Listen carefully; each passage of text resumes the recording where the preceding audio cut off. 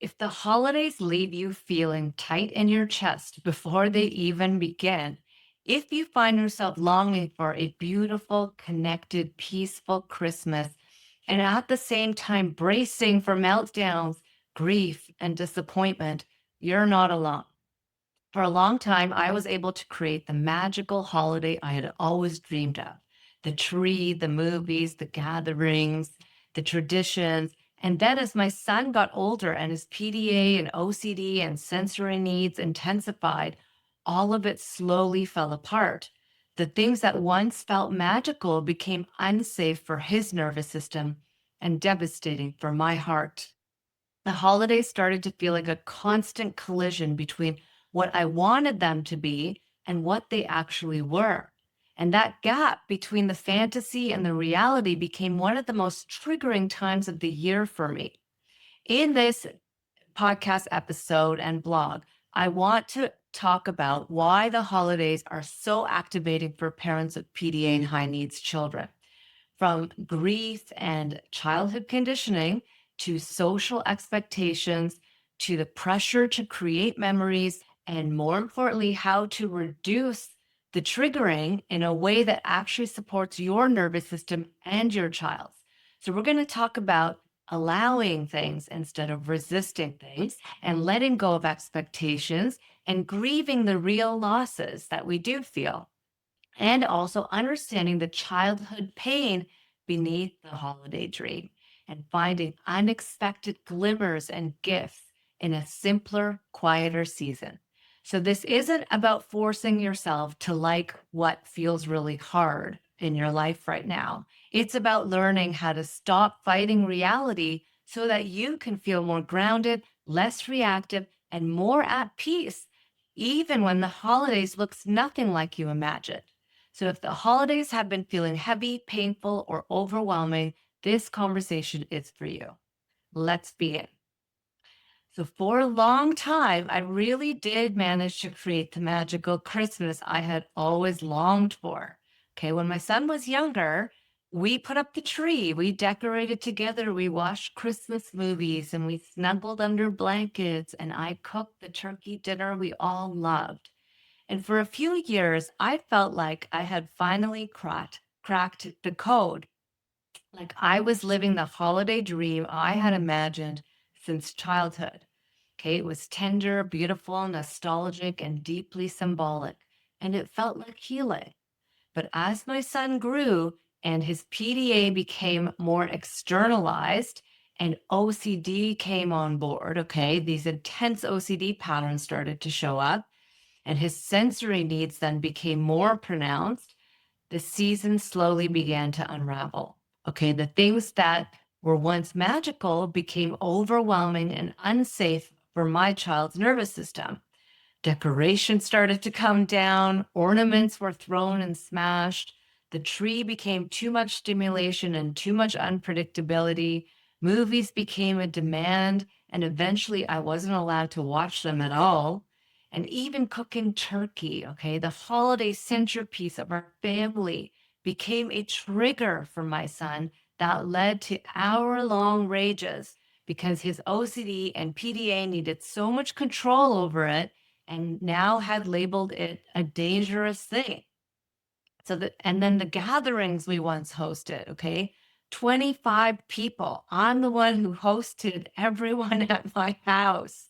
I don't know how I did it, but 25 people filled our home, okay, with food, laughter, and energy. That became impossible. Okay, the noise, the expectations, the social dynamics were too much for him now. Eventually, we canceled everything. Okay, family Christmases went from bustling and warm to quiet and empty. And I didn't realize right away how much my identity, nostalgia, and sense of belonging had been tied to all of those rituals. And beneath all of that was something even deeper. I had been trying to recreate the Christmas I never had. Okay, growing up, the holidays were heavy and isolating for me as a child. Okay, my father struggled with seasonal affective disorder and likely undiagnosed autism, and gatherings were with other families became a big stressor for all of us. And my mother carried the stress of managing everything alone. And as a child, I just escaped into Christmas movies, into the fantasy of this perfect holiday where everyone was happy and connected. So when I became a parent, creating that magical holiday wasn't just about tradition. It was about finally giving myself the experience I always wanted as a child. It felt like a way to heal the loneliness I had carried, which meant that losing it again now, okay, this time as an adult, hurt in a familiar and profound way. Okay. So the holidays I was living became another version of the holidays of my childhood, ironically, right? Unpredictable, messy, and deeply lonely. And I see many parents of PDA kids going through the same experiences, wanting so much to create a beautiful, connected, even perfect Christmas memory, only to have to accept the harsh reality that Christmas and holidays will be nothing like they had expected or wanted. Okay. So the holidays are a triggering time for so many reasons. And I want to share with you how I began to make peace, okay, with a very different kind of Christmas, okay, and how to my own surprise, I found more freedom and authenticity in the shift than I ever found in the perfection that I had been chasing. Okay, so why do the holidays trigger parents of PDA children so intensely? Okay, number one is there's this emotional collision between fantasy and reality. Okay. So the holiday season, it amplifies everything. It amplifies our longing for how we want things to be. It amplifies our grief that our reality is so different from what we wanted, and our expectations of having some peace and joy or some family gatherings, our exhaustion from managing everyone's distress and all of our own nervous system activation we hold inside for it all mounting a huge amount of stress load. Okay. So there's this real collision between what we want it to be and what it really is, right? So this is one of the biggest triggers, right? There's this mismatch between what we thought the holidays would be and the reality that we're living. And many of us grew up internalizing a cultural image of a beautiful holiday, okay? A decorated home and peaceful moments and happy kids and cozy rituals and joyful gatherings. And when our PDA child dismantles the tree, rejects all the decorations, has a hard time waiting for presents, or panics at the idea of a family gathering, the nervous system interprets this mismatch as danger. Okay, so it's not just disappointment, it's activation of deeper conditioning, unmet childhood longings, and the survival based belief that if things don't go the way they should, then something is wrong, right? We all have these mental maps of what a beautiful, wonderful, happy holiday is, and it's like we require it to be that way in order to be happy. And when it's not, it feels like something is wrong. And then our nervous system gets threatened. Okay, number two is the pressure and pain of social expectations. Okay, so another layer of triggering arises from the pressure of social connection. Okay, so many parents want their children to experience togetherness with extended family and friends. And yet, these environments can be so overwhelming for a PDA child's nervous system. Okay, the unpredictability, the noise, the expectations, the loss of autonomy can send them into fight, flight, freeze, or shut down very quickly, right? We've seen this. And as parents, you're stuck between wanting connection with others and avoiding dysregulation. And the fear of judgment from others can make every gathering feel like you're walking a tightrope. Okay. And when you ultimately have the chance to cancel gatherings or leave early, then you feel this grief of lost connection too, right? And then the loneliness that follows that can feel so profound. Okay. So, number three, triggering is loss of structure, rest, and spacing. Okay. The holidays also mean a sudden collapse of structure. Okay. With school out, siblings home, routines disrupted, demands on the parent just skyrocket, right? You feel a lot more demands on yourself. And every child needs more, every moment is unpredictable, and your own needs disappear entirely. Okay, there's less space for regulation, less time for yourself, and far more opportunity to get triggered. Then the fourth thing that's triggering is that there's these old imprints from childhood that reactivate. Okay. So, on top of all the other things going on over the holidays often resurface old emotional imprints from our own upbringing. Okay. So, for many parents, this brings up memories, like either conscious or a lot of the times unconscious memories of conflict, sadness, loneliness, and unmet needs that we felt as a child. Okay. And and for others, it can bring up the dream, right? The fantasy version of the holiday we constructed as children while watching all those movies, right? That helped us compensate for the pain that we felt. And when that dream slips away in adulthood, the old grief of our childhood actually gets triggered.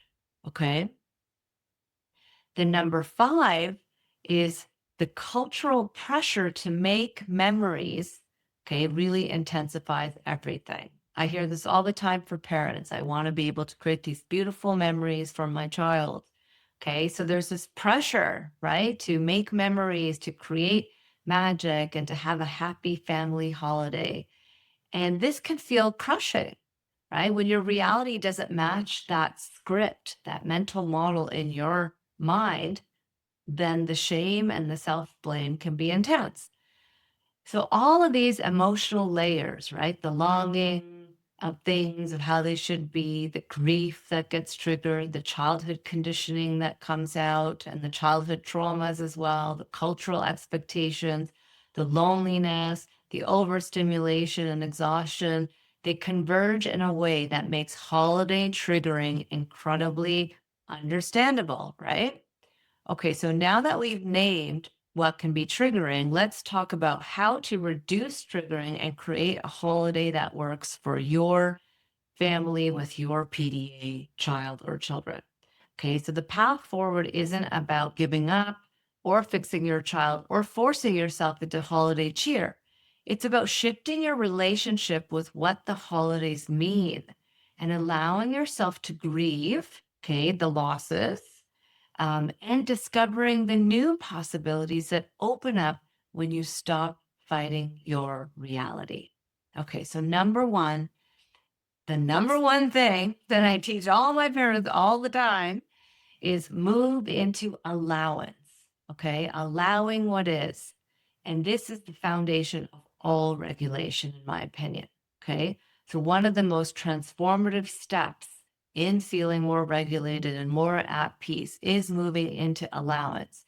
It's letting the holidays be what they are, not what your conditioning and programming think they should be.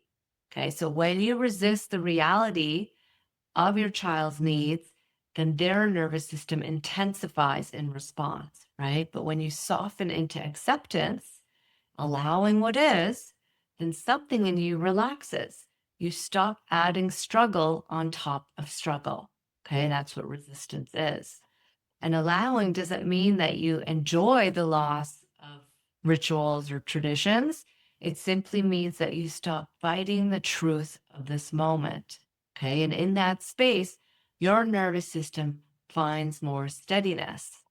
Okay. Resistance to what is creates a lot of stress. Okay. Allowing the reality that is here and being okay with all that is creates regulation and the capacity to hold space for whatever grief that's getting triggered, whatever disappointment that's getting triggered. So you can hold space for it, right? While at the same time, this ability to hold space for other possibilities emerges from the new reality that you're in. Okay, so that's the paradox. when we allow what is, and we allow that this, one possible reality is here right now, then it also allows space, and we let go of resistance in the process, then it also allows space for other possibilities to emerge. Okay. And a more happier and joyous holiday to appear in a way that looks nothing like you thought it would. Okay. So number two way of reducing your triggering is release expectations and the internal demand system.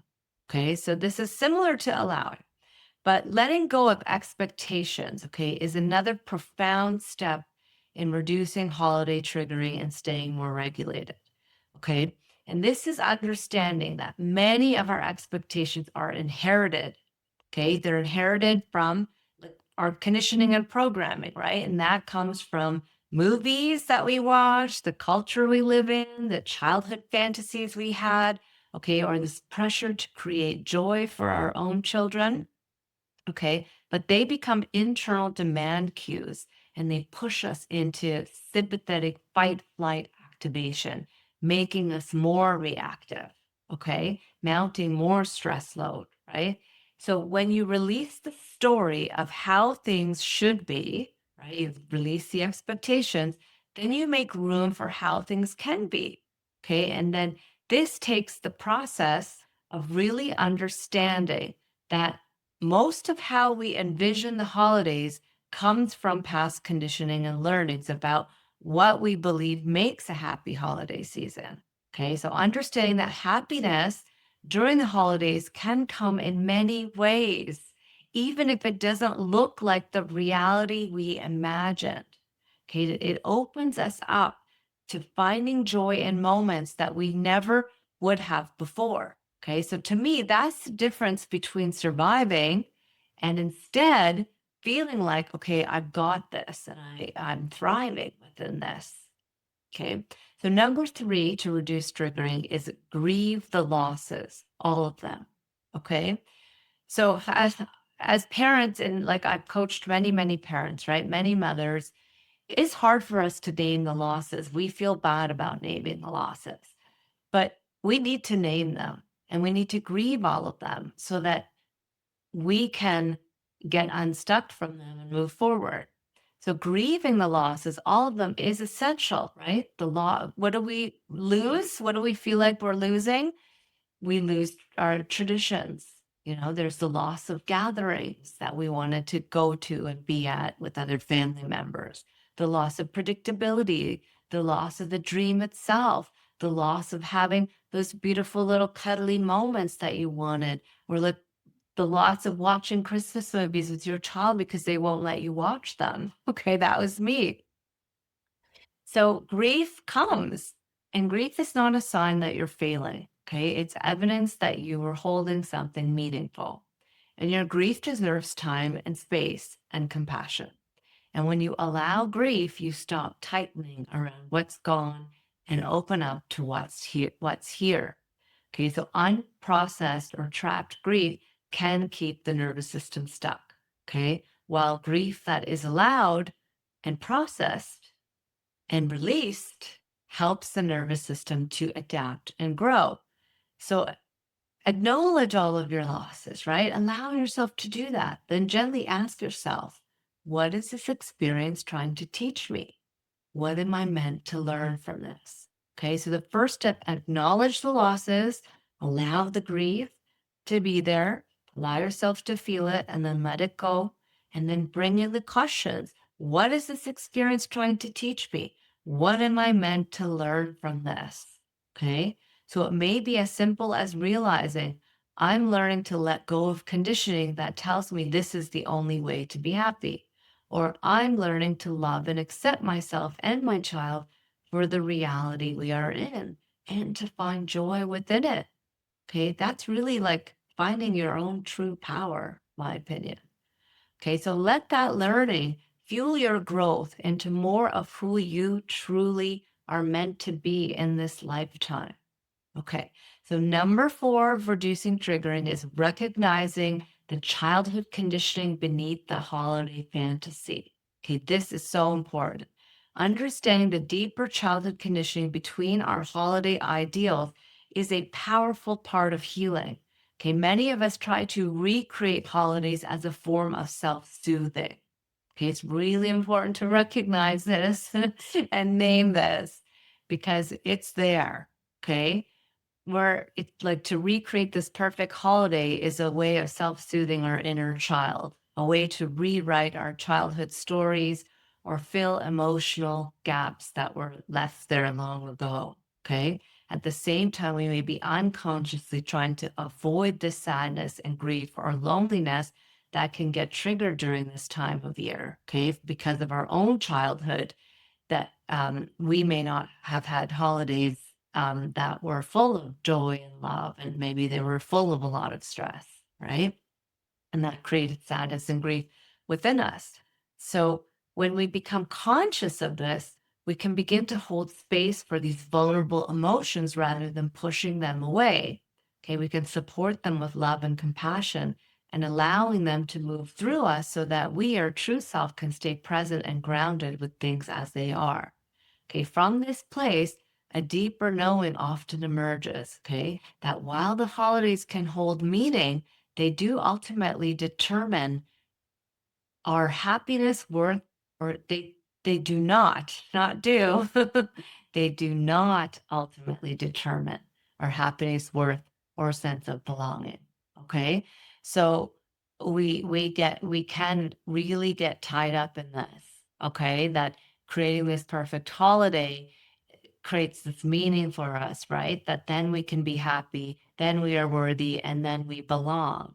Okay. And we want to let go. We want to really uncouple that, our sense of happiness and worth and sense of belonging from how the external events turn out. Okay. So, number five, see the glimmers and the gifts that emerge from simplicity. I feel like this was one of my hugest lessons because I tried to create happiness from doing big things, right? And really, my soul was urging me to, was really trying to learn the lesson of finding the gifts that emerge from simplicity. Okay. So this is about seeing the glimmers. Okay. What's called the glimmers. And those are like the little tiniest positive things that they're there in your day that you would normally miss. Okay, but it's to orient your brain to this, to these glimmers. When you let go of like rigid structures and ideals of holidays and open your hands to what's actually possible, like small amounts of connection, you know, little moments of joy, then these all become visible. These are moments that often get missed when we're trying to make the season look a certain way, right? So for me, these glimmers look like discovering that not hosting huge gatherings actually reduced pressure on my nervous system. Okay. It's what I needed. And with my health challenges emerging at the time, I could feel how not hosting wasn't a loss, but a genuine gift to my body and allowing me to have more capacity to just be present and be there and enjoy the moments with my child. Okay. They look like, glimmers look like giving my son his presents early. That ended up being a glimmer, right? Because in doing so, we avoided the sleepless nights and the heightened anxiety and the explosive rages that came from anticipation and overwhelm. Okay, there was also relief in not having to people please or manage other people's reactions to my son's needs, right? And in letting go of the responsibility of making the holidays work for everyone else. Okay. So I let go of the extended family. and and then also the glimmers were I began to notice, unexpected pockets of connection with my son because I wasn't so preoccupied with decorating or cooking or performing the holiday dream, right? The season became simpler and quieter and far less demanding. And in that simplicity, I found a deeper sense of peace. Okay. And then, perhaps most surprisingly, I discovered that my happiness no longer depended on orchestrating something perfect. Okay, I could feel grounded even when things were messy, unpredictable, or different than I had hoped. Okay, and these small, unexpected gifts began to feel more nourishing than the fantasy that I had been chasing. They began to feel like the real magic of this season. Okay, so if you still attend family gatherings, right? Let's talk about ways to reduce triggering for everyone. Okay, for us, we're not doing the family gatherings right now. At some point, hopefully, we can. It's been a few years we haven't done them, and it's okay. I've worked through it in a way, that I'm okay with it, and I get sad and lonely some of the time, and I allow space for that. But then I also allow space for all the happy little moments, and I allow all that is right now, and hold on to the hope for a better future. Okay.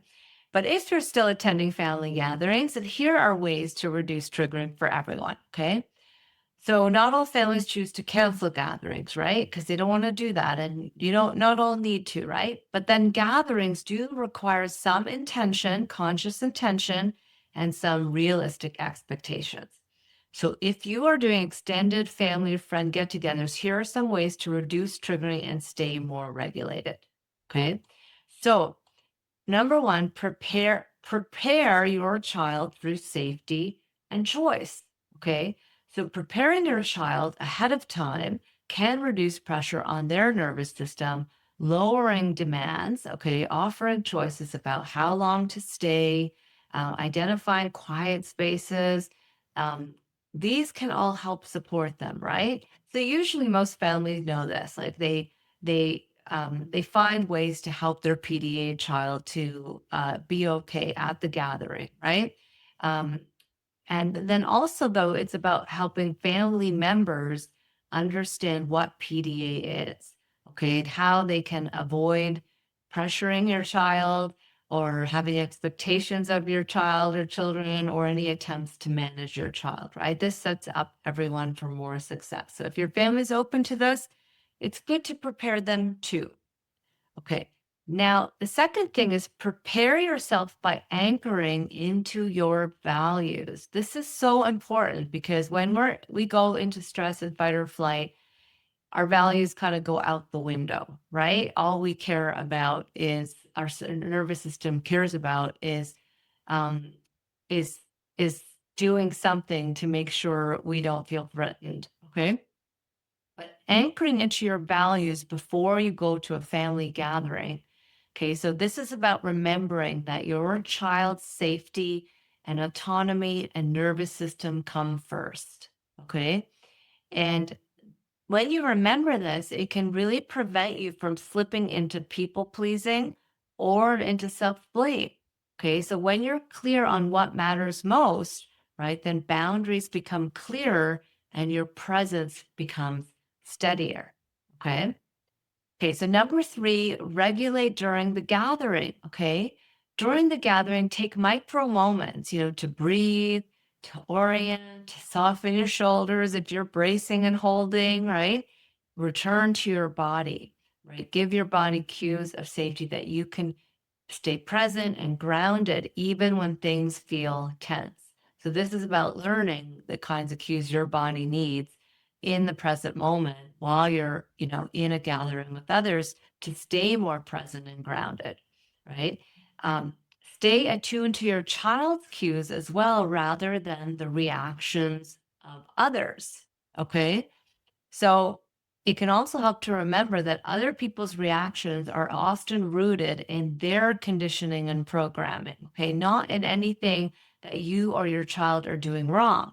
And I found that when I remind myself that my worth, lovability, or sense of belonging is not defined by how others respond to me or my child, but by how I choose to relate to myself, then I feel far more empowered in these situations. Okay. And if you need to leave early, because that happens sometimes, then leaving without shame communicates to your child that their needs are valid and worthy of respect. Okay. Number four is debrief and recover afterwards. Okay, so after the event, allow yourself to process the mixture of emotions that come up. Okay, sometimes there's grief, sometimes there's relief, sometimes there's exhaustion, and sometimes there's some gratitude. Okay, notice what worked and what didn't, and celebrate the small glimmers, even if they were fleeting or very small, right? The small little positive things, right? So I try to reflect on gatherings like in the past, I would just try to reflect on them by acknowledging first the hard parts and offering myself compassion, while also gently helping my brain come out of negativity bias and noticing the moments of connection and what went well as well. Okay, so this helps me feel grateful for the little things, which in turn softens the grief around the harder ones. Okay, so what I ultimately learned and what I hope that you can feel in your heart too. Okay. Peace, what I learned is that peace did not arrive when the holidays went the way I once imagined. Okay. It arrived when I stopped needing them to go the way that I thought they should. Right. I learned that I could grieve and still feel joy. I could let go of rituals and still feel connection. I could release the dream and still find moments of magic in the present. Okay, I could tend to the parts of me that longed for a perfect holiday and also hold the reality that my life and my child needed something entirely different. Okay, I learned that meaning isn't found in the perfection of the holiday season, it's found in the truth of it.